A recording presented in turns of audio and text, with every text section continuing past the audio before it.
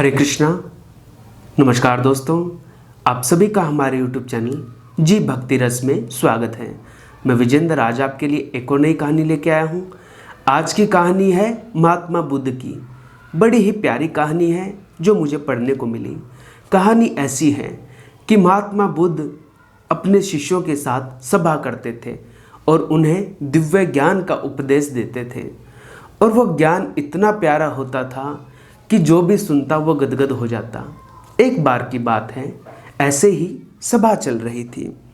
उस सभा में क्या हुआ, एक व्यक्ति बाहर खड़ा था और जोर जोर से चिल्ला रहा था, आज मुझे सभा में बैठने की अनुमति क्यों नहीं दी गई। जब उस व्यक्ति ने ऐसा कहा तब भगवान बुद्ध आंख बंद करके ध्यान मगन बैठे रहे। उस व्यक्ति ने फिर चिल्ला के कहा कि आज मुझे इस सभा में बैठने की अनुमति क्यों नहीं दी गई। एक शिष्य ने पूछा, भगवान बाहर खड़े शिष्य को अंदर आने दीजिए, आप कुछ बोलते क्यों नहीं हैं। भगवान बुद्ध ने नेत्र खोले, आंखें खोले और बोले, नहीं, वो अस्पृश्य है, वो अस्पृश्य है। अस्पृश्य माने छूने न योग्य। शिष्य गुणों ने जब ये सोचा बड़े ही आश्चर्य में पड़ गए। अरे अस्पृश्य, भगवान बुद्ध ये बात बोलते हैं, उनकी डिक्शनरी में अस्पृश्य शब्द कैसे आया। उनकी डिक्शनरी में तो सभी एक समान है, चाहे वो राजा हो, रंक हो, फकीर हो, कोई भी हो। शिष्यों ने पूछा, कैसे भगवान, कैसे हो सकता है।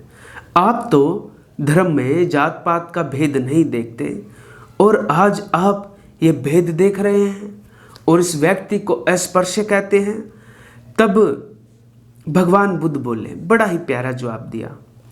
भगवान बुद्ध ने कहा, आज यह क्रोध में आया है और क्रोध से जीवन की एकता भंग होती है।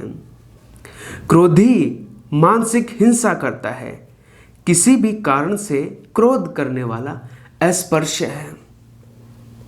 उसे कुछ समय तक अलग एकांत में खड़ा रहने दो। पश्चाताप की अग्नि में तपकर यह स्मरण करता रहे कि अहिंसा मान कर्तव्य है, परम धर्म है, तभी इसकी अस्पृश्यता दूर होगी।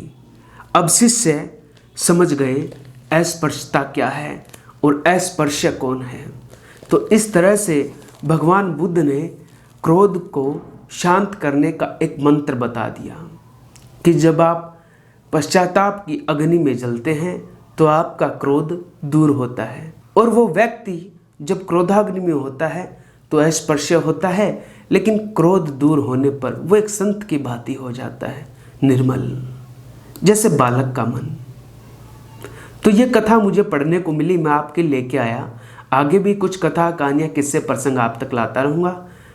अगर आपको हमारे वीडियोस पसंद आते हैं तो आप इन्हें लाइक करें, कमेंट करें, शेयर करें और हमारे यूट्यूब चैनल को सब्सक्राइब करें।